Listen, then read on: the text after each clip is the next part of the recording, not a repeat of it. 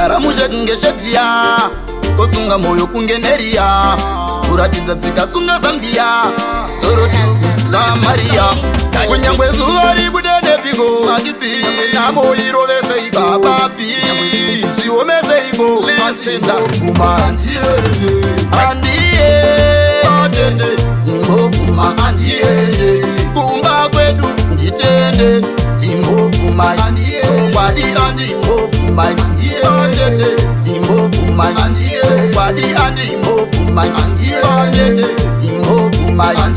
kwadi andinokarira vana vangu ndinofira vana vangu ndipo pane rukuvhute rwangu ndipo parere moyo wangu ndo pakaperera shungu dzangu yekusakayayerera misodzi yangu ndipo paringe ziso rangu zvikuru saipapa pagote rangu andimbopfumai batete ingopfuma andiende kumba kwedu nditende ingopfumai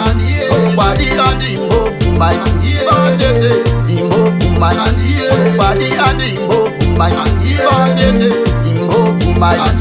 kwadi batete ndakakutadzireiko daka renyu neni richapera riniko nanga neni kusvika riniko zvino musha wacho ungakura seiko kana ndaenda imi zvichakupeiko ko vana vangu vanosara naniko rudo rwaamai vacharuwa nepiko havakurire underera inene ndiripo andimbopfumai batete ingopfuma andiende kumba kwedu nditende ingopfumai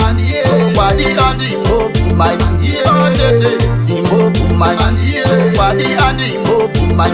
batete ingopfumai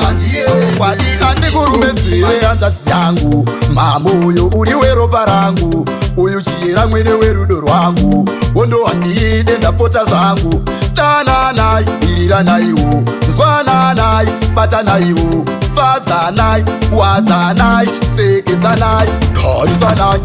kwete punguzuzu pamusha batete hanzi ndimi munoshisha newe murora usawanze hasha ndini ndatonga ndini samusha hanidi bongozuzu pamusha chiyera zenge ndiwe unoshisha newe mamoyo usawanze hasha ndini ndaitonga iyi ndini samusha andimbopfumai